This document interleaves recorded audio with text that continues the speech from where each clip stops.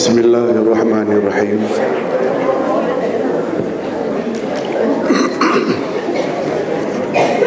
Alhamdulillah wassalatu wassalam ala Rasulillahi amma ba'd.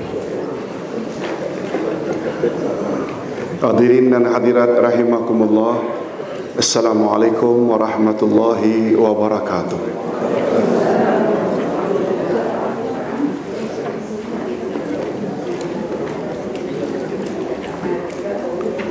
Alhamdulillah, kita bersyukur kehadirat Allah Azza wa Jalla. Berkat taufiknya kita dapat meneruskan lagi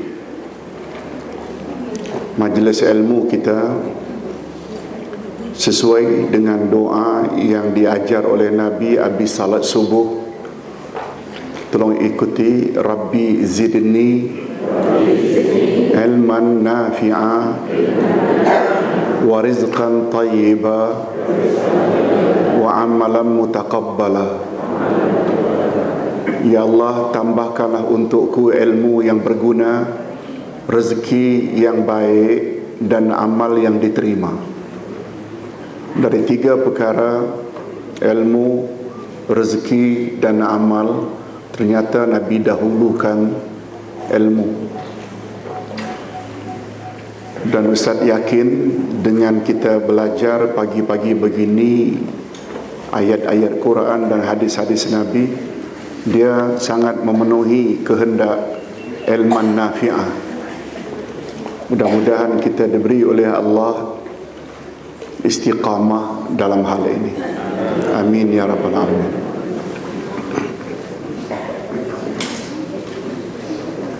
Kalau tadi adalah doa pertama yang Nabi suruh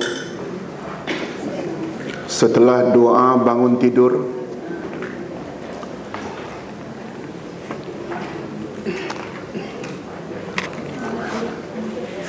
maka perkara yang paling boleh menolong kita dibantu oleh Allah adalah dengan sabar dan salat. Ini topik yang hendak kita bahas. Mohonlah bantuan kepada Allah melalui sabar dan salat. Apa maksudnya? Ini topik yang kita akan bahas. Tapi untuk itu, marilah kita baca dulu ayat 44 hingga 46 dari surat Al-Baqarah yang dapat kita jadikan sebagai asas dalam topik ini. Tolong ikuti. A'udzu billahi minasy syaithanir rajim. Atamuruna an-nasa bil birri wa tansawna anfusakum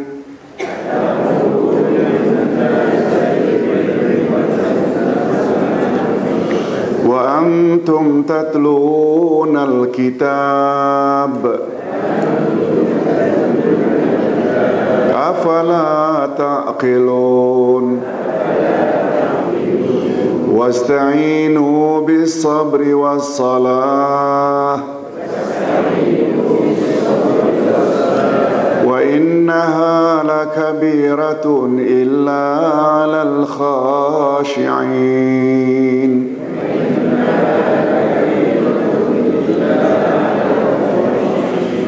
الذين يظنون أنهم ملاقو ربهم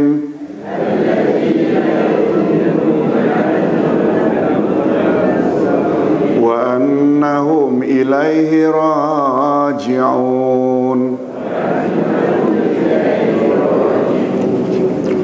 Terjemahan ayat.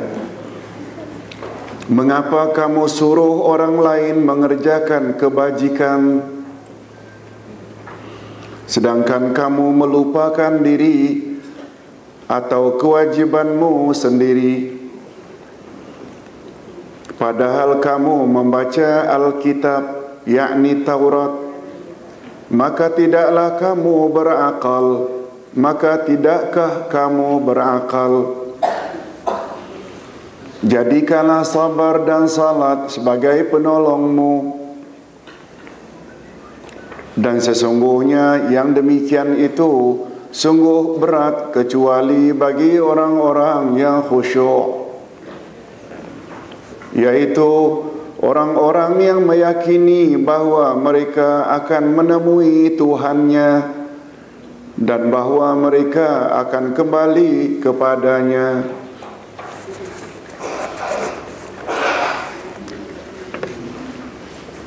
Demikianlah terjemahan 3 ayat,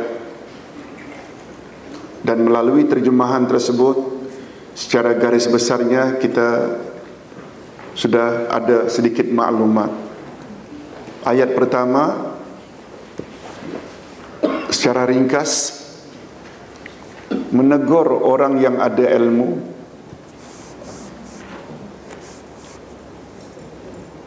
yang suka menyuruh orang lain berbuat baik tapi mereka lupa terhadap diri sendiri.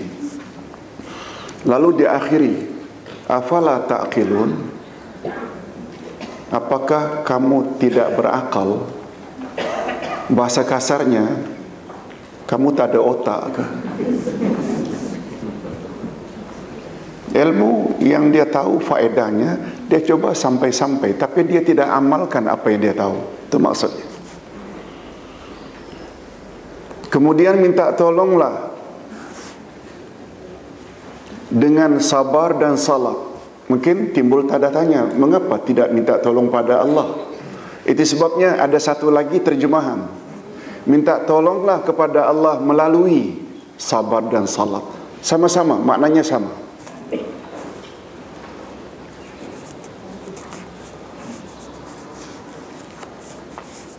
Tapi salat itu berat, kata Allah, wa innaha lakabiratun. Dia berat kecuali bagi orang yang khusyuk. Nah, dia itu kembali kepada sabar atau salat? Salat. Nanti kita akan sebut kaedahnya.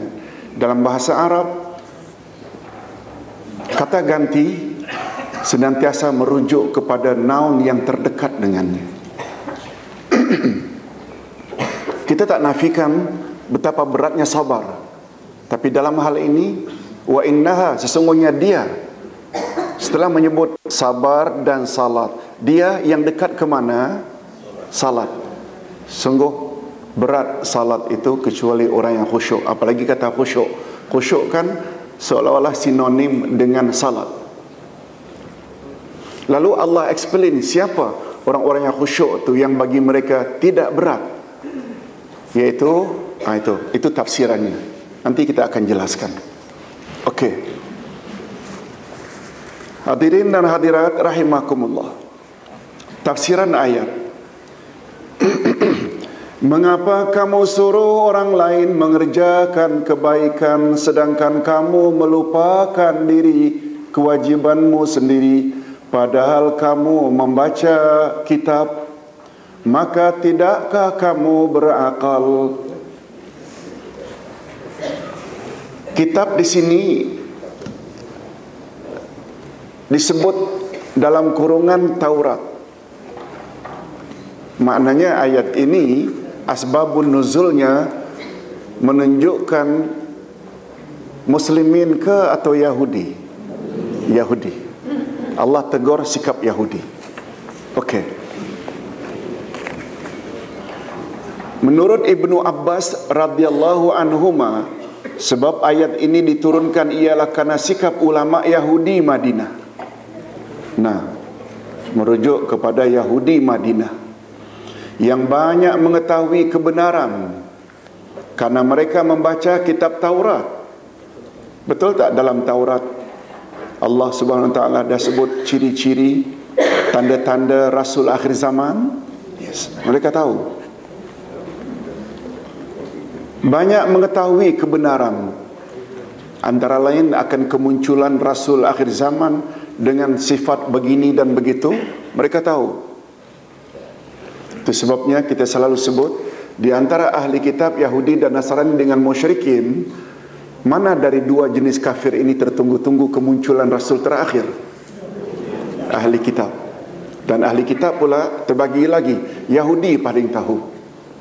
Itu sebabnya Yahudi, Nabi tafsirkan al-maghdubi alaihim, orang yang sesat, maaf, orang yang dimurkai, sedangkan ad-dallin, orang yang sesat, itu Nasrani. Nasrani banyak berbuat tanpa knowledge, Yahudi banyak knowledge tapi tidak berbuat. Itu sebabnya orang yang ada ilmu tidak melakukan ilmu mereka, layak tak mendapat murka Allah? Yes.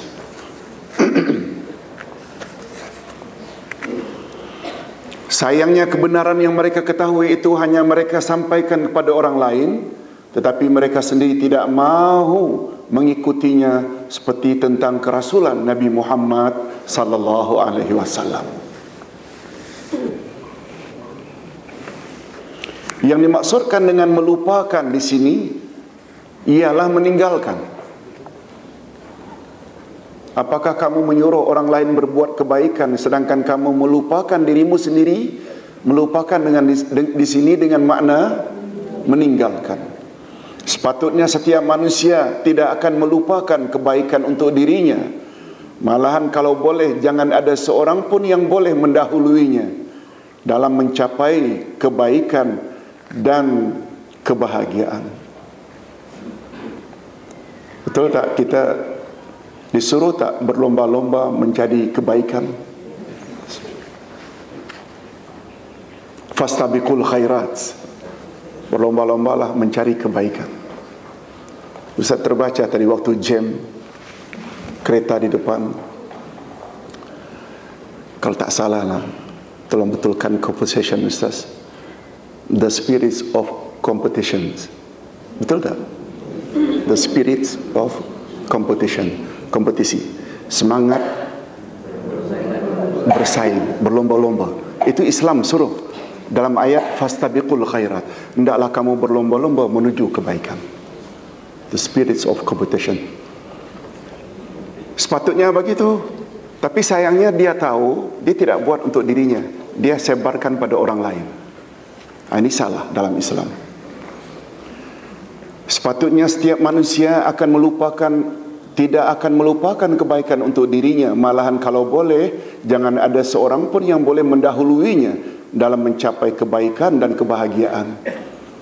Di sini digunakan istilah melupakan, bukan dengan istilah meninggalkan, untuk menyatakan betapa mendalamnya sikap tidak peduli dan lalai mereka terhadap perkara yang sepatutnya mereka lakukan. Lalai. Itu sebabnya Allah gunakan istilah mereka orang-orang yang lalai. Hadirin dan hadirat, bila kepada Ustaz ditanya, apa tipsnya Ustaz, petuanya supaya jangan Allah kata kita lalai? Ayat 179 dari surat Al-A'raf. Tolong ikuti. Walaqad zara'na li jahannam kathiran minal jinni wal insi lahum qulubun la yafqahuna biha walahum a'yunun la yubsiruna biha walahum adhanun la yasma'una biha ulaika kal an'am bal hum adall ulaika humul ghafilun. Coba dengar. Sesungguhnya kami lemparkan dalam neraka jahanam majoriti dari jin dan manusia. Kathiran minal jinni wal insi, kebanyakan manusia dan jin akan dilempar dalam neraka jahanam. Insan dan jin yang bagaimana? Mereka ada akal, tak mau fikirkan akan kebesaran Allah. Mereka ada mata, tak mau lihat akan kebesaran Allah. Mereka ada telinga, tak mau dengar ayat-ayat Allah. Mereka tak ubahnya bagaikan binatang berkaki empat, An'am. An'am ini binatang untuk korban. Unta, lembu, kambing, mereka tak ubah. Balhum adal, bahkan lebih sesat dari binatang ternak. Lalu apa kata Allah? Ulaika humul ghafilun, mereka lah orang-orang yang lalai. Allah yang sebut. Alhamdulillah, hadirin dan hadirat, kita mau gunakan panca indera kita, terutama telinga, akal dan mata, untuk menimba ilmu Allah, Al-Quran. InsyaAllah kita terhindar daripada golongan yang lalai, kecuali kalau ada hal-hal yang sangat penting.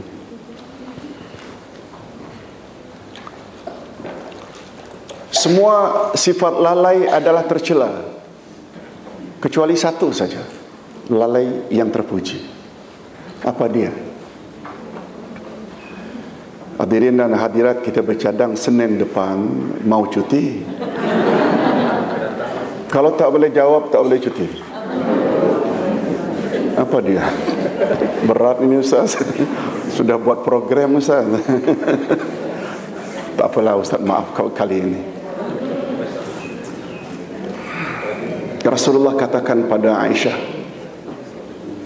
satu-satunya lalai yang terpuji, istri hendaklah lalai dengan mana-mana lelaki lain kecuali suami saja.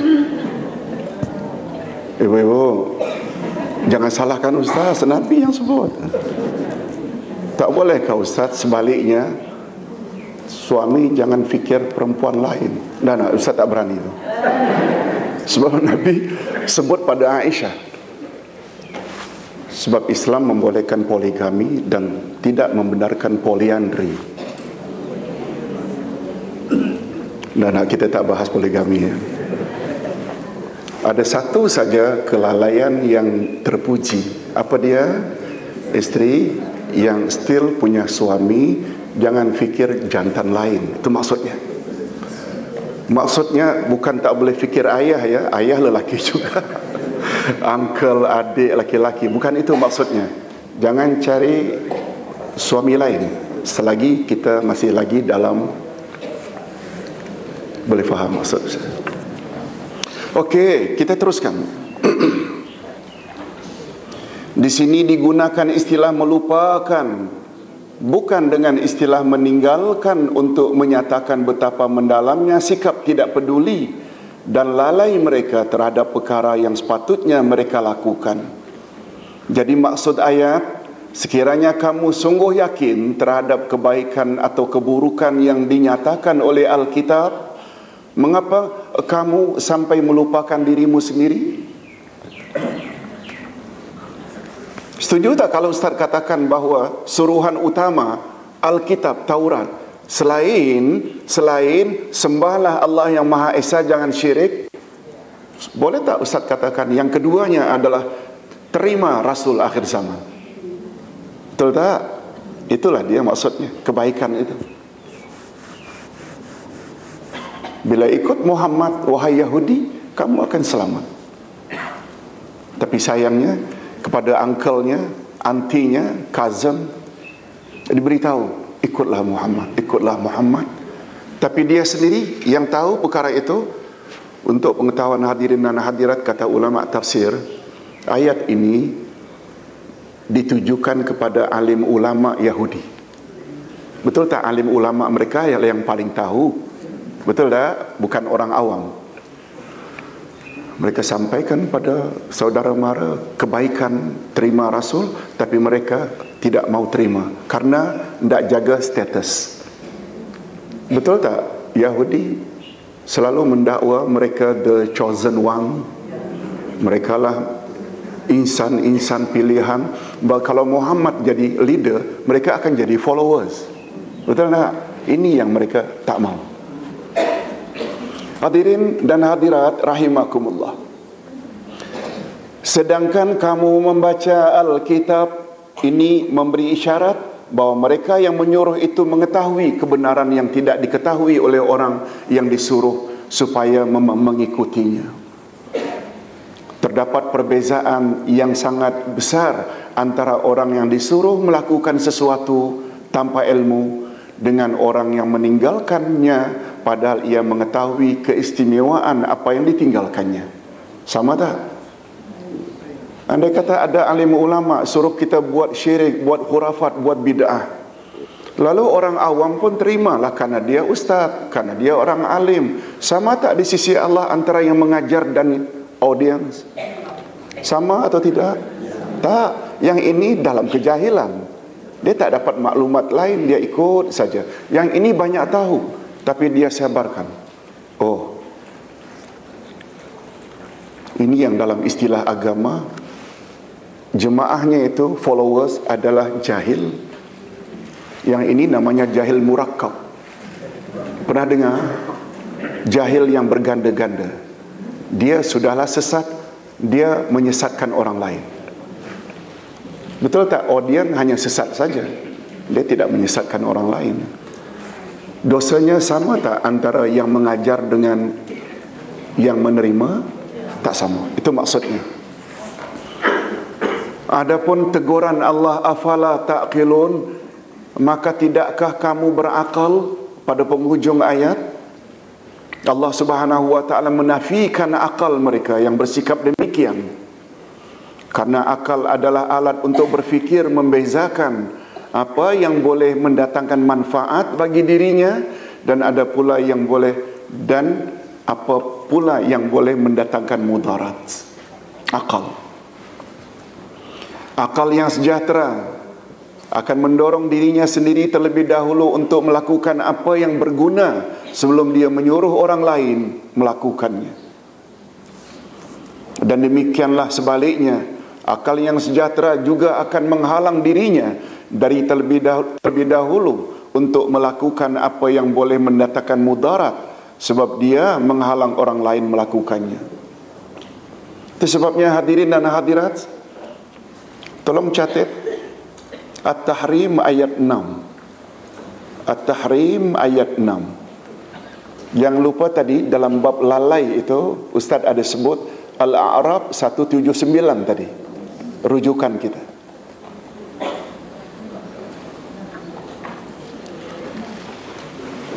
Hadirin dan hadirat, rujukan atau reference sangat mustahab. Itu sebabnya pagi ini Ustaz sudah mula buat satu buku akidah dalam bentuk soal jawab. Siapa Tuhanmu? Ini dalilnya, Quran, Sunnah. Siapa Nabimu? Dalilnya.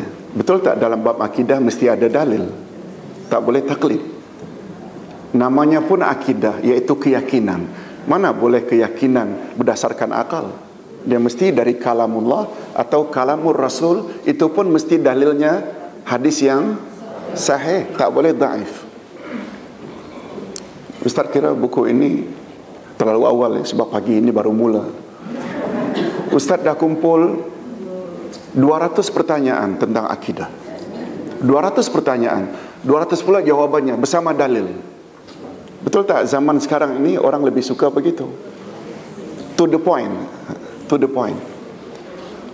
Buku yang Ustaz buat 1, 2, 3 akidah, dia dalam bentuk ya penjelasan, tapi kadang-kadang membosankan membacanya. Bosan tak? Alhamdulillah. Tapi untuk anak muda hari ini, dia lebih suka soal jawab. Soal jawab, dia lebih tertempuh. Ustaz kira begitu. Begitulah usaha-usaha selagi hayat di kandung badan, kita buat sesuatu untuk kita tinggalkan anak cucu kita. Betul tak yang semakin hari semakin jauh daripada kehendak agama? Allahu Akbar. Tolong doakan mudah-mudahan diberi oleh Allah kesehatan. Amin. Hadirin dan hadirat rahimakumullah. Ustaz teruskan. Jangan lupa tadi tentang bab lalai itu Al-A'raf 179 dalilnya. Ini pula tentang apa tadi? Apa tadi? Nah, kita mesti dahulukan diri kita dulu, baru orang lain. At-Tahrim 6. Tolong ikuti. Ya Ya ayyuhalladzina amanu qu anfusakum wa ahlikum nara. Hai orang-orang yang beriman, peliharalah dirimu dan ahli keluargamu dari siksaan api neraka. Disebut diri kita dulu tak? Kemudian baru keluarga. Ustaz pernah beri ceramah di UIA yang dihadiri oleh Rektor Dr. Ma'ruf kalau tak salah zaman itu. Ustaz jelaskan begitu. Ustaz dapat ilmu baru dari beliau. Begitu beliau ulas, betul apa yang Ustaz tadi katakan. Hei orang-orang beriman, jagalah dirimu dan ahli keluargamu. Suami kena jaga diri, kemudian kena jaga pula setelah itu isteri dan anak-anak. Cuma sebagai tambahan, dalam kaedah ilmu tafsir, ya ayyuhalladzina amanu, orang-orang yang beriman, walaupun amanu itu bentuknya lelaki, tapi kaedah dalam bahasa Arab bila disebut lelaki termasuk wanita. Boleh faham? Maknanya ya ayyuhalladzina amanu bukan hanya wahai para suami, wahai para isteri, termasuk tak isteri juga orang beriman. Dan tentu saja keluarga bagi isteri adalah suaminya. Selain mak bapa anak-anaknya, suaminya orang yang pertama-tama dia perlu sampaikan. Boleh faham Ustaz? Ya. Bukan maknanya hanya suami terhadap isteri dan anak-anak, tapi juga apalagi majoriti jemaah kita wanita, maknanya sedang makan ke long distance ke pergi, kita cakap-cakaplah juga sedikit. Ustaz tahu suami ini tak mudah terima. Betul tak? Oh, kuat betul ya. Ada sifat ego sikit. Walaupun kadang-kadang isteri lebih banyak ilmu. Hadirin dan hadirat rahimakumullah. Ini maksudnya jaga diri dulu baru ahli keluarga. Atas dasar ini, barang siapa yang menyuruh orang lain berbuat baik tetapi dia sendiri tidak melakukannya, atau melarang orang lain daripada melakukan kejahatan tetapi dia sendiri melakukannya, ini menunjukkan kejahilan dan seolah-olah dia tidak mempunyai akal lagi. Lebih-lebih lagi kalau orang yang bersikap demikian itu orang yang berilmu. Walaupun ayat di atas pada asalnya diturunkan kepada Bani Israel, namun pengajarannya adalah umum untuk semua. Ustaz selalu perkenalkan kaedah dalam ilmu tafsir. Tolong ikuti. Al-ibrah bi'umumil alfaz, la bi khususil asbab. Segala pengajaran dalam Al-Quran adalah seumum lafaznya, ia bukan untuk orang-orang yang karenanya ayat itu diturunkan. Ayat ini diturunkan sempena apa? Asbabun nuzulnya, sikap ulama Yahudi. Tapi apakah ini teguran untuk Yahudi saja? Atau am? Termasuk kita tak? Itu maksudnya. Apalagi Allah berfirman dalam ayat 2 dan 3 surat Saf. Tolong ikuti. Ya ayyuhalladzina amanu lima taquluna ma la taf'alun kabura maqtan 'indallah an taqulu ma la taf'alun. Ayo orang yang beriman, mengapa kamu mengatakan apa yang tidak kamu perbuat? Hai orang-orang beriman, mengapa kamu katakan apa yang tidak kamu buat? Amat besarlah kebencian di sisi Allah bahwa kamu mengatakan apa yang tidak kamu kerjakan. Istilah Malaysianya cakap tak serupa bikin. Rupanya sebesar-besar laknat Allah. Maqtan itu laknat. Ayat di atas tidak menunjukkan bahawa sesiapa yang tidak melakukan apa yang disuruh, lalu dia boleh meninggalkan kewajiban amar ma'ruf dan nahi mungkar. Ayat di atas hanya menunjukkan taubih, iaitu sikap yang tercela. Taubih maknanya sikap yang tercela bagi orang yang bersikap demikian. Sebab sebagaimana kita maklumi bahawa kewajiban setiap manusia ada dua. Ustaz ulang, mungkin ada sedikit kesamaran. Bila kita tahu suatu kebenaran, kita wajib sampaikan tak? Ini tidak bermakna bila apa yang kita tahu kita tidak buat, tidak bermakna kita tidak boleh sampaikan pada orang lain. Boleh faham? Apalagi menyangkut masalah hidayah.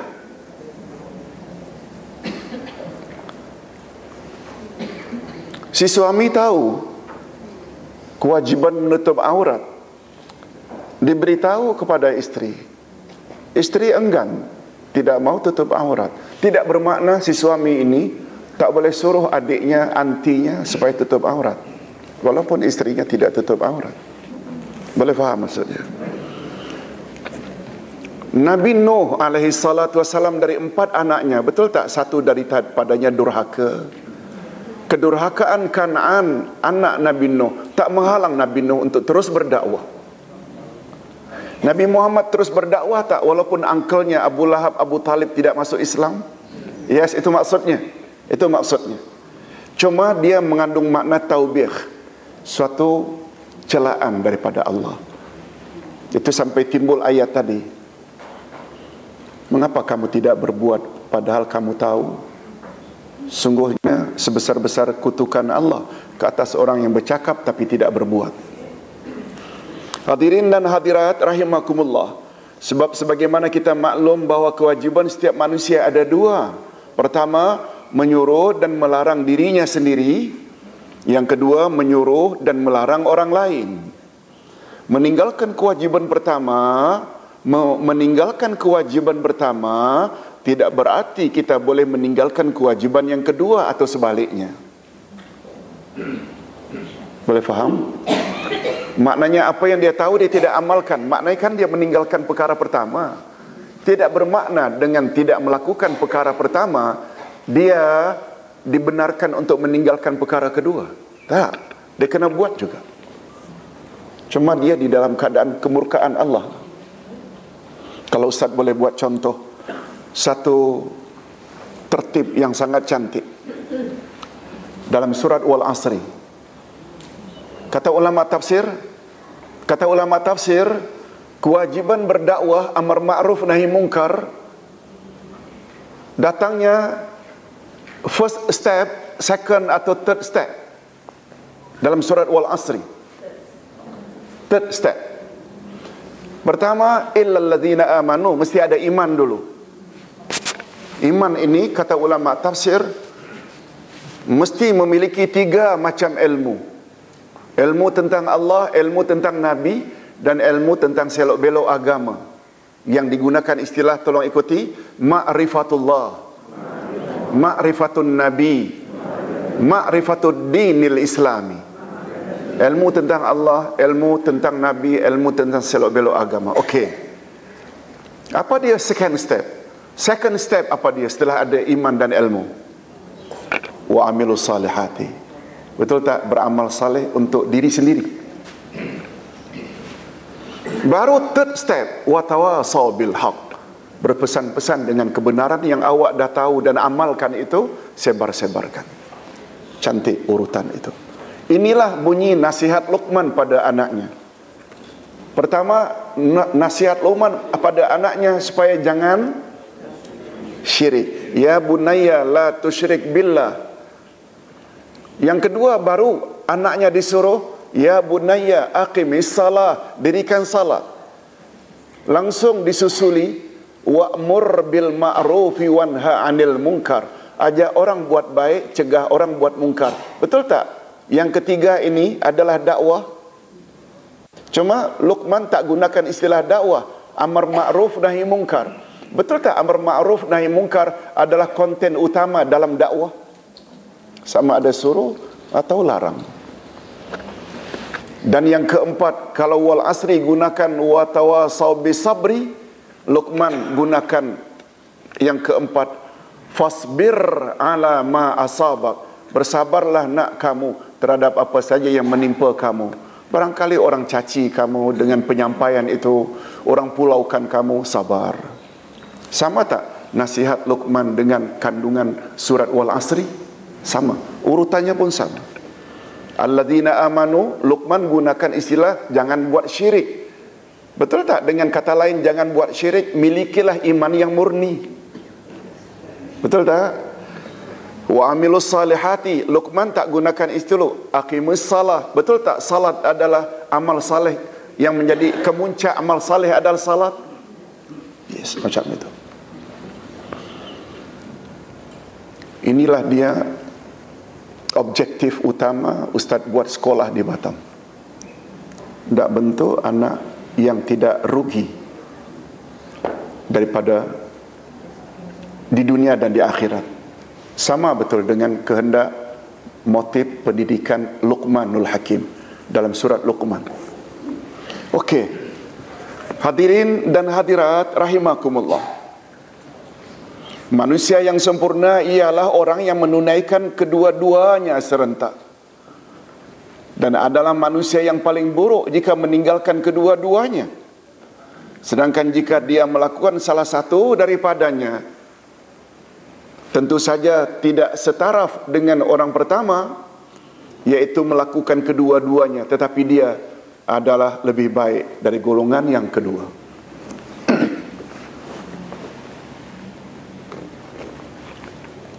Itu sebabnya Nabi Muhammad sallallahu alaihi wasallam bersabda, tolong ikuti. Hadis ini pernah jadi pembahasan kita, salah satu topik ke arah memahami Al-Quran dan Al-Hadis. Apa kata Nabi? Tolong ikuti. Al-mu'minul qawi khairun minal mu'minid da'if. Wa likullin khair. Mukmin yang kuat better dari mukmin yang lemah. Kedua-duanya adalah baik. Boleh faham?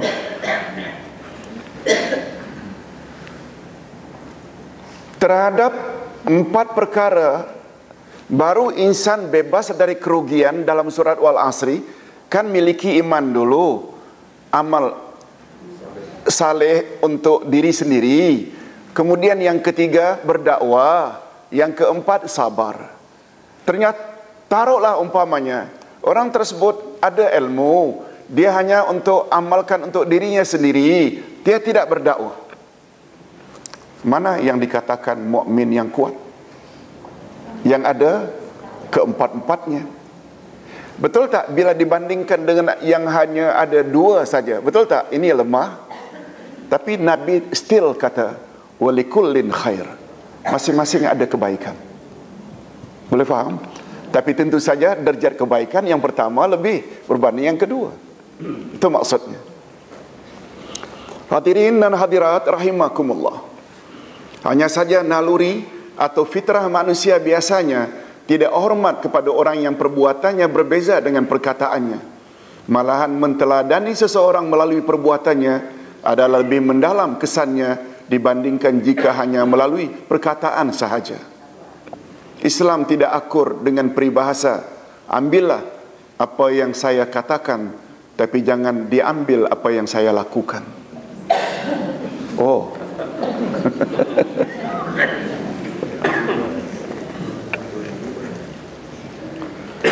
Dalam bahasa Arabnya, khuz ma qultu wala ta'khuz ma fa'altu. Take from me what I say, don't take from me what I do. Agaknya lah. Boleh ke? Broken English okey. Dalam Islam tak macam itu. Itu sebabnya dalam Islam lebih menggunakan tarbiyah daripada ta'lim. Ta'lim memberi ilmu, tarbiyah mendidik. Mendidik maknanya dengan contoh sekali. Setuju tak kalau Ustaz katakan kiai-kiai pesantren, pondok-pondok dahulu, murid-muridnya begitu patuh. Karena apa? Gurunya jadi teladan. Murid contoh cara dia makan, cara dia beza tak dengan guru sekarang? Tak semualah maksud Ustaz. Allahu Akbar. Termasuklah bapa-bapa yang perokok. Jangan merokok nak depan anak sambil nasihat merokok. Take from me what I say, don't take from me what I do. Allahu Akbar. Salah. Dalam ilmu pendidikan salah itu. Hadirin dan hadirat rahimakumullah. Malahan amalan dalam Islam ialah, tolong ikuti, aslih nafsak wad'u ghairak. Perbaikilah diri anda dan berdakwalah atau ajaklah orang lain. Mana yang patut didahulukan? Perbaiki diri dulu, baru ajak orang lain, baru berkesan. Setelah Allah Subhanahu Wa Taala menjelaskan betapa buruknya keadaan mereka, akal tidak lagi berguna dan Alkitab pun tidak lagi dapat memperingatkan mereka, lalu pada ayat berikutnya Allah membimbing mereka ke jalan yang baik, yang lebih baik, yaitu agar mereka meminta pertolongan melalui sifat sabar dan salat. Ini baru sampai kepada topik kita. Tapi ada kaitan tak dengan ayat sebelumnya tadi? Ada. Itu sebabnya ingin sabar, ingin salat perlu sabar, dalam mendidik perlu sabar. Jadikanlah sabar dan salat sebagai penolongmu, dan sesungguhnya yang demikian itu sungguh berat kecuali orang-orang yang khusyuk. Dalam ayat ini pula Allah menyuruh orang-orang yang beriman agar menjadikan sabar dan salat sebagai penolong dalam mereka menghadapi urusan keduniaan mereka. Sabar ada 3 jenis. Sabar dalam melaksanakan suruhan Allah, sabar dalam menjauhi larangan Allah, sabar terhadap cobaan yang telah ditakdirkan oleh Allah. Jadi sabar menurut pandangan Islam ada berapa jenis? 3. Jadi sabar yang hakiki ialah kemampuan mengawal diri daripada melanggar larangan Allah dan taat melaksanakan berbagai suruhannya walaupun dirasakan susah, serta sentiasa memikirkan bahawa setiap bencana yang menimpanya adalah telah ditakdirkan oleh Allah Subhanahu wa taala sejak azali. Dan dengan perkataan lain, sabar yang sebenarnya ialah merendah diri dan patuh terhadap semua ketetapan Allah, yaitu dengan melaksanakan apa yang diperintahkannya dan menjauhi apa yang dilarangnya.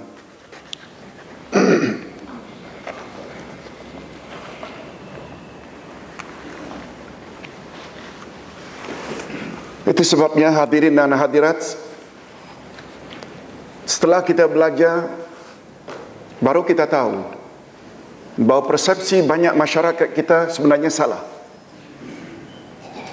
Yang mana salahnya, Ustaz? Persepsi masyarakat kita pada umumnya, Nusantara, sabar hanya diperlukan bila ditimpa musibah. Betul tak? Sabar. Beg diragut, kereta aksiden, rumah terbakar, bisnes merudum, anak meninggal dunia, suami meninggal dunia, sabar. Rupanya dalam Islam, sabar jenis itu tu yang paling bawah. Orang Riau kata yang paling corot, yang paling bawah. Yang membuat manusia ni jadi baik bila mereka sabar yang pertama dan yang kedua.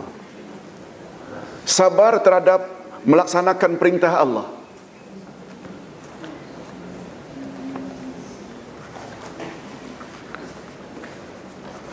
Setiap hari Senin terbayang macam mana ya naik tangga KJPA. Tapi datang juga walaupun berpapah. So, okey itu. Termasuk tak sabar dalam mentaati Allah? Sabar. Ada peluang untuk rasuah, untuk mencuri sebab anak minta ini, isteri minta ini. Lalu kita tahan juga, tak mau ambil. Betul tak itu sabar menjauhi larangan? Hadirin dan hadirat, setuju tak kalau Ustaz katakan dengan bermodalkan sabar pertama dan kedua, kita menuju ke arah takwa? Boleh tak? Jangan lupa definisi takwa. Takwa maknanya buat apa yang disuruh, jauhi apa yang dilarang. Tanpa kesabaran pertama dan kedua, susah sampai ke peringkat takwa.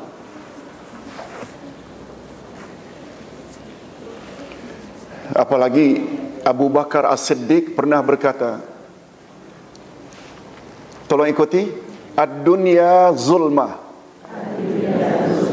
was-siraju laha at-taqwa. Dunia ni gelap dan pelita yang menerangi dunia adalah takwa. Dulu Ustaz pernah sebut, yang Abu Bakar sebut ini gelap ada 5, pelita yang meneranginya ada 5. Yang pertama sekali Abu Bakar kata, dunia adalah gelap, pelita yang meneranginya takwa. Dosa adalah gelap, pelita yang meneranginya taubat. Kubur adalah gelap, pelita yang meneranginya la ilaha illallah Muhammad Rasulullah. Akhirat adalah gelap, pelita yang menerangi akhirat, amal saleh. Titian siratal mustaqim juga gelap, pelita yang meneranginya yakin. Maknanya ada ilmu, kita confident, itu maknanya memudahkan kita meniti siratal mustaqim. Oleh sebab itu, supaya jangan sesat di atas muka bumi, kita perlu ada takwa. Untuk mewujudkan takwa perlu sabar tak? Nah ini nih, sabar yang ketiga ke atau yang pertama dan kedua? Ketiga-tiganya lah, tapi yang paling utama itu sabar melaksanakan suruhan dan sabar menjauhi larangan. Okey. Hadirin dan hadirat, jadi sabar yang hakiki ialah kemampuan mengawal diri daripada melanggar larangan Allah dan taat melaksanakan berbagai suruhannya walaupun dirasakan susah, serta senantiasa memikirkan bahawa setiap bencana yang menimpanya adalah telah ditakdirkan oleh Allah sejak azali. Dan dengan perkataan lain, sabar yang sebenarnya ialah merendah diri dan patuh terhadap semua ketetapan Allah, iaitu melaksanakan apa yang diperintahnya dan menjauhi apa yang dilarangnya.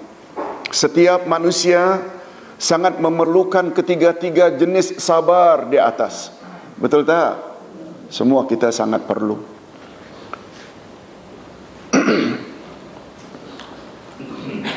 Ustaz tadi lupa tak sebut di antara bukti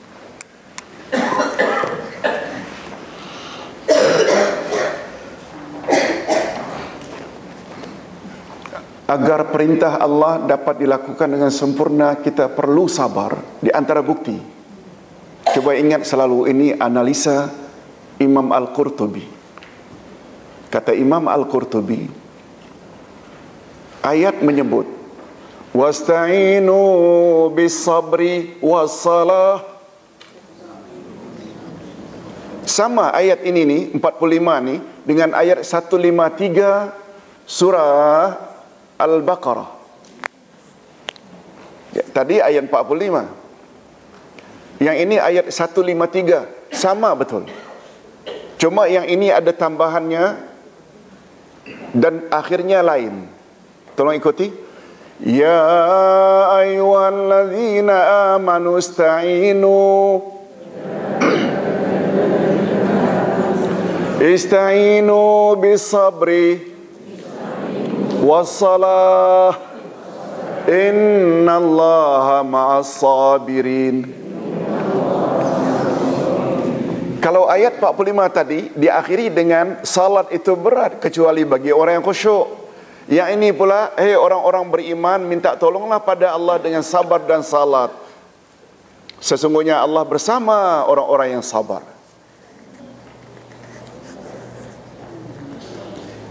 Yang jadi pembahasan dan analisa Imam Al-Qurtubi, kata beliau, disebut sabar dulu baru salat. Disebut sabar dulu baru salat. Dalam kedua-dua ayat. Wasta'inu bisabri wassalah. Betul tak salat adalah kewajiban yang mesti kita laksanakan saban hari? Disebut sabar dulu baru salat. Maknanya salat tak akan sempurna bila pelakunya tidak sabar. Jam 5 waktu iklan filem Hindustani, ketika itulah wudu dan salat 4 rakaat. 3 minit saja selesai dengan wudu dengan salat. 4 rakaat salat subuhnya. Tak kiralah apa dramanya dalam televisyen. Dah kedengaran dah setengah jam dah. Allah, sedap lain. Amitabh Bachchan ni, Shahrukh Khan, tak mau tinggal. Lalu dia berwuduk. Wuduknya dengan 4 rakaat itu, yakinlah tak akan ada tumak ninah. Betul tak? Salatnya tak akan sempurna karena ketiadaan sabar. Contoh saja, contoh. Ini sebabnya salat disebut sesudah sabar, bermakna memberi isyarat salat kewajiban itu tak akan dapat dilakukan dengan sempurna tanpa sabar. Hadirin dan hadirat rahimakumullah. Kita teruskan.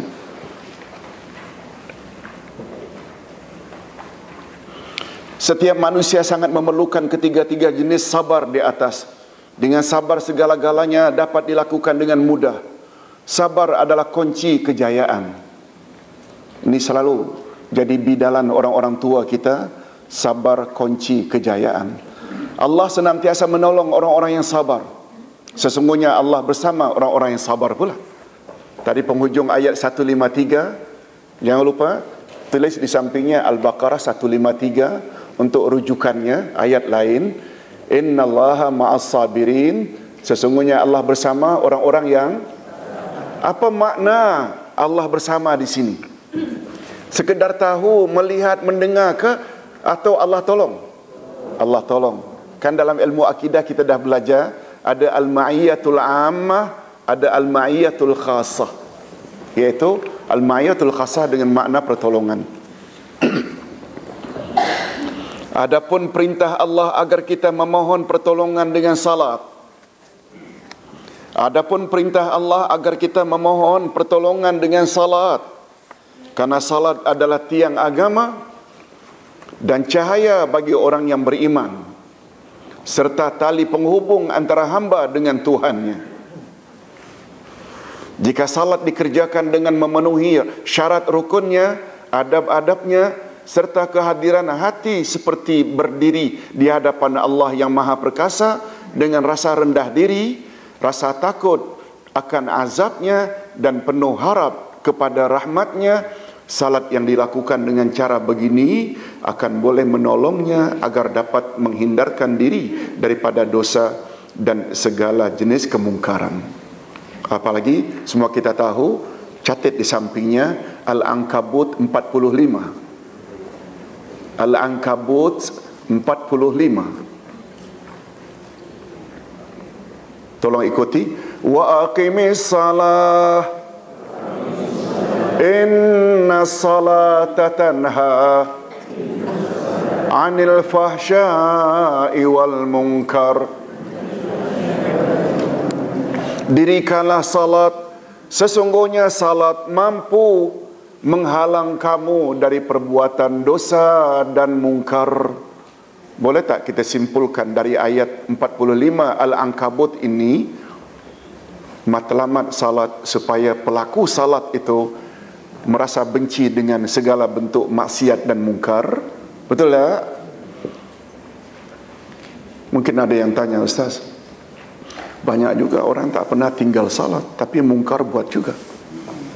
Macam mana, Ustaz? Bagi Ustaz kemungkinannya dua saja. Subhanallah, Maha Suci Allah, Allah bohong dengan janji. Yang kedua, salatnya yang tak betul lagi. Kita cenderung kepada yang mana satu? Tentu saja Allah tak pernah mungkir janji. Innallaha la yukhliful mi'ad. Allah tak pernah mungkir janji. Nah, kalau begitu barangkali dia salat tapi tidak tumakninah, macam salat dalam iklan tadi. Barangkali dia salat tapi dia tak faham apa yang dia baca. Dia salat barangkali riya. Itu sebabnya kata ulama tafsir, alif lam di dalam as-salat itu, aqimis salah, aqimi dirikan. As-salah alif lam itu dia membawa faedah alif lam lil kamal. Tolong ikut. Lil kamal. Lil kamal maknanya hanya salat yang sempurna saja yang berperanan membuat dia benci kepada maksiat dan mungkar. Kemudian dari sudut lain pula, Allahu Akbar, tafsir penuh dengan pengaji. Inna salata tanha. Disebut tanha itu fi'il mudhari, bukan nahat, fi'il madhi. Mudhari maknanya present tense, bukan past tense. Betul tak? Present tense mudhari mengandung makna future. Awak salat masih buat lagi, jangan tinggalkan salat. Satu hari nanti kamu akan jadi orang yang benci perkara itu. Itu sebabnya digunakan tanha, fi'il mudhari present tense, bukan past tense, nahat. Quran penuh dengan rahasia-rahasia seperti ini yang dipanggil dengan tadabbur. Okey, hadirin dan hadirat rahimakumullah. Tetapi salat yang sempurna adalah sangat berat. Salat yang sempurna adalah sangat berat, kecuali bagi orang-orang yang khusyuk. Ustaz ulang sekali lagi kaedah yang Ustaz sebutkan tadi. Kata ganti dalam bahasa Arab atau dalam ayat-ayat Quran ke hadis Nabi, kata ganti hendaklah merujuk kepada naun yang jauh ke atau yang dekat. Okey, Ustaz buat dua contoh. Al-Isra ayat 1. Subhanalladzi asra bi abdihi laila minal masjidil haram ilal masjidil aqsa alladzi barakna haulah. Maha suci Allah yang telah memperjalankan pada waktu malam hambanya dari Masjidil Haram ke Masjidil Aqsa. Apa nama perjalanan itu? Dari Masjidil Haram ke Masjidil Aqsa yang kami berkati sekitarnya. Sekitarnya Masjidil Haram atau Masjidil Aqsa? Salah, Masjidil Haram. Masjidil Haram dan Masjidil Aqsa yang kami berkati sekitarnya. Yang dekat mana? Ustaz ulang. Maha suci Allah yang telah mengisrakan hambanya pada waktu malam dari Masjidil Haram ke Masjidil Aqsa yang kami berkati sekitarnya. Nya itu mesti yang dekat. Kita tak nafikan keberkatan sekitar Masjidil Haram, kita tak menafikan. Tapi ayat ini nih menyebut yang dimaksudnya masjid mana? Dan keberkatan Masjid Al-Aqsa ini, Palestin, ada dua. Barakah hissiyah, keberkatan physically, iaitu suburnya tin dan zaitun. Itu satu. Itu namanya barakah hissiyah. Barakah maknawiyah, majoriti Rasul dan Nabi dari situ Allah angkat. Itu keberkatan maknawiyah. Betul tak? Itu tak ada pada Mekah. Kan majoriti Rasul dan Nabi Bani Israel. Okey. Itu ayat 1 Al-Isra. Ayat 50 surat Al-Kahfi. Tolong ikuti. Usjudu li Adam fasajadu illa iblis kana minal jinni fafasaqa an amri rabbih. Sujudlah kamu sekalian kepada Adam. Semuanya sujud kecuali iblis. Adam, semuanya sujud kecuali iblis. Adalah dia berasal daripada jin. Dia siapa? Adam ke jin atau iblis? Yang fasik terhadap perintah Tuhannya. Itu sebab kita berani mengatakan confirm. Salah orang mengatakan iblis itu dari malaikat. Allah yang sebut. Boleh faham ya? Dengan mengetahui kaedah-kaedah begitu membuat kita menjadi lebih yakin. Ustaz ulang sekali lagi, iblis itu malaikat atau jin? Jin. Ayat. Allah yang cipta dia, Allah yang sebut. Ini belum lagi ayat lain ketika Allah laknat dia. Kan dia, Allah tanya, apa sebab kamu tidak mau sujud pada Adam? Ana khairum minhu, aku kan lebih baik dari dia. Khalaqtani min nar. Apa makna nar? Kau cipta aku dari api sedangkan dia dari tanah. Kalau dia memang malaikat, sepatutnya dia katakan khalaqtani min nur. Nak tambah lagi bahawa itu adalah jin.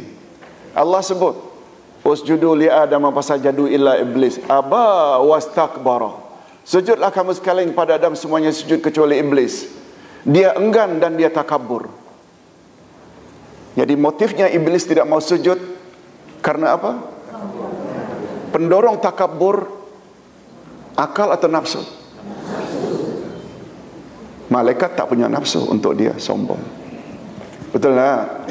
Banyak ayat-ayat Quran. Inilah akibat daripada tidak mau kembali kepada Quran dan Sunnah. Akhirnya kita pakai akal saja. Orang banyak cakap macam itu, kita cakap macam itu. No. Di sinilah perlunya kita belajar Quran dan Sunnah Nabi sallallahu alaihi wasallam. Okey, kita teruskan. Tetapi salat yang sempurna adalah sangat berat, kecuali bagi orang-orang yang khusyuk. Nah, dalam hal ini bila kaedah tadi kita sebut wasta'inu bis-sabri was-salah, minta tolonglah kepada Allah melalui sabar dan salat. Sesungguhnya dia sungguh-sungguh berat. Dia apa? Yang terdekat. Minta tolonglah kepada Allah dengan sabar dan salat. Sesungguhnya dia salat, bukan sabar. Sebab dia yang dekat. Sesungguhnya dia sungguh-sungguh berat, kecuali orang-orang yang khusyuk. Kecuali bagi orang-orang yang khusyuk. Okey. Bagi mereka salat adalah mudah, iaitu bagi orang-orang yang khusyuk. Bagi mereka salat adalah mudah dan ringan, karena khusyuk mengandungi makna takut kepada Allah.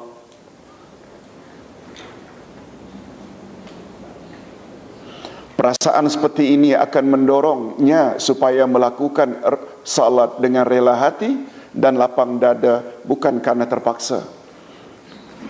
Keadaan ini berbeza dengan mereka yang tidak mempunyai perasaan demikian. Pada mereka tidak ada kuasa pendorong. Malahan jika mereka melakukan salat, dirasakan justru sebagai tugas yang paling berat. Nah, kita bercakap tentang khusyuk. Khusyuk artinya kerendahan hati dan ketenangan jiwa berdiri menghadap Allah dengan penuh ketundukan dan harapan serta sungguh yakin terhadap Allah dan pertemuan dengannya. Atas sebab inilah maka Allah menjelaskan pada ayat berikut tentang siapakah sebenarnya orang-orang yang khusyuk itu. Tolong ikuti Ayat yang terakhir sekali lagi, alladzina yazunnuna annahum mulaqu rabbihim wa annahum ilaihi raji'un. Orang-orang yang khusyuk itu ialah orang yang meyakini bahawa mereka akan menemui Tuhannya dan bahawa mereka akan kembali kepadanya. Hadirin dan hadirat, ayat ini termasuk tak Quran, tafsir Quran? Termasuk tak? Setelah Allah sebut salat itu tidak berat kecuali bagi orang yang khusyuk, kemudian Allah tafsirkan khasyiin itu dengan ayat berikut. Sama dengan tunjuki kami jalan yang lurus. Jalan yang lurus adalah siratal ladzina an'amta alaihim. Oh, kekaburan orang yang telah mendapat nikmat itu. Siapa mereka? Allah explain lagi ayat 69 surat An-Nisa. Mereka adalah nabiyin, siddiqin, syuhada dan salihin. Itu jenis Quran, tafsir Quran. Nah, ayat ini termasuk bab itu. Sebenarnya keyakinan yang mantap bahawa setiap amalan kita di dunia ini akan diberi ganjaran di akhirat, dan mereka kelak pasti akan menemui Allah untuk mempertanggungjawabkan segala perbuatan mereka. Keyakinan inilah sebenarnya yang telah membuat mereka merasa ringan ketika melakukan ibadat, membuat mereka boleh merasa tabah jika ditimpa bencana, dan mencegah mereka daripada melakukan segala jenis kemungkaran. Sedangkan manusia yang tidak mempunyai keyakinan seperti di atas, malahan tidak mengharap pertemuan dengan Tuhannya, maka bagi mereka ibadah salat dan ibadah lainnya adalah merupakan suatu yang paling sukar, lagi membebankan. Kalau boleh Ustaz tambah sedikit saja lagi. Macam-macam orang mendefinisikan makna khusyuk. Sampai Ustaz pernah beli satu buku dari Mekah, 33 ciri-ciri orang yang khusyuk. 33 ini pula pembahagian daripada dua perkara utama. Perkara utama itu, yang pertama, hindarkan dari dirimu perkara-perkara yang boleh merosakkan khusyuk. Satu. Yang kedua, milikilah perkara-perkara yang boleh menambah khusyuk. Dua saja. Dari dua ini pecahannya 33. Bagus juga kalau diterjemahkan ya dalam bahasa kita. Okey. Jangan tunggu terjemahan. Yang dua ini dah cukup dah. Apa dua tadi? Lakukanlah perkara-perkara yang boleh menambah kekhusyuan. Apa yang kita baca, kita faham. Boleh menambah tak? Boleh menambah.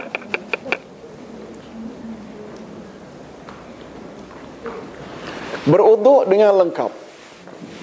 Jaga tumakninah. Jangan lupa ya, khusyuk dalam Islam ada dua. Tolong ikuti. Khusyu'ul qalbi, khusyu'ul jawarih. Khusyu'ul qalbi, khusyuk hati. Kita baca sedang salat, kita tahu kita sedang berdiri di hadapan yang Maha Agung. Itu namanya khusyuk hati. Khusyu'ul jawarih, jawarih anggota. Maknanya jangan banyak bergerak.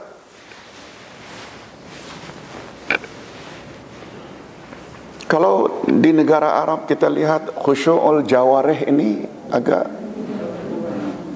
kurang. Allahu Akbar, mulalah dia betulkan selendangnya. Malah kalau sujud jatuh pula duit, dia ambilnya.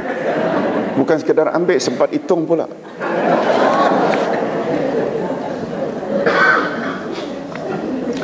Nusantara pula khusyuk anggota boleh tahan. Oh, susah betul nak bergerak. Kalau ada orang batal pun tak bergerak dia. Tapi jangan tanya khusyuk hati. Sejak takbir dah merawang-rawang story-story lama. Khusyuk ada berapa macam? 2. Okey. Pertama, Ustaz nak jelaskan. Pertama, kamu perlu memiliki perkara yang boleh menolong khusyuk. Seperti memahami apa yang kita baca. Usahakan kalau salat sendirian berdekatan dengan dinding. Jangan jauh dari dinding. Paling kurang ada tiang menghalang. Sebab bila jauh, di situ televisyen, di situ ada gambar ini, gambar itu. Dan yang kedua, hindarkan perkara-perkara yang boleh merosak khusyuk. Itu sebabnya kata Nabi, bila kedengaran azan, sedangkan makanan sudah terhidang, makan olehmu. Jangan salat, makan dulu. Sebab bila dah buka pula tudung saji, baru nak pergi ke surau. Selama salat itu, ingat yang dalam tudung saji. Ibu-ibu, itu sebabnya bila dekat-dekat salat, jangan hidangkan dulu. Jangan menahan kencing, jangan menahan berak. Sebab kerana hendak salat berjamaah, hendak kejar imam, walaupun ada perasaan hendak ke toilet, hendak dapat berjamaah. Selama itulah tak akan. Jangan memakai pakaian yang terlalu sempit sehingga rukuk, sujud, duduk terasa terganggu. Dia 2 itu saja sebenarnya. Di bawah itu pecahan ada 33. Hadirin dan hadirat rahimakumullah. Oleh sebab itu, apa yang Ustaz nak katakan di sini, khusyuk yang sebenarnya, yang bagi mereka salat itu tidak berat, guna pakai definisi yang datang dari langsung dari Allah. Apa dia? Yaitu orang-orang yang yakin mereka akan menemui Allah, dan mereka yakin kepada Allah mereka akan balik. Hadirin dan hadirat, Nabi bersabda, tolong ikuti, awwalu ma yuhasabu bil abdi yaumal qiyamah as-salah iza saluhat saluha sairu amalih wa iza fasada sairu amalih. Pertama-tama yang Allah akan tanya nanti pada hari kiamat adalah tentang salatmu. Bila salatmu sempurna, amal-amal lain turut sempurna. Bila salatmu rosak, yang lain turut rosak. Setuju tak kalau Ustaz katakan, bila ada pemahaman macam itu, jangankan tidak salat, sengaja delay salat pun kita tidak mahu. Bimbang nyawa dicabut, kita tak sempat salat. Padahal yang mula-mula ditanya di sana apa? Jangankan tak salat, sengaja melambatkan salat pun tak mau. Itu makna khusyuk. Kita rehat sejenak. Bagi yang ingin pulang awal, confirm ya, minggu depan cuti. Ustaz difahamkan Wesak hari Ahad, ganti hari Senin. Itulah kita yang buat perjalanan jauh dicutikan. Cuti wajib ya. Assalamualaikum warahmatullahi wabarakatuh.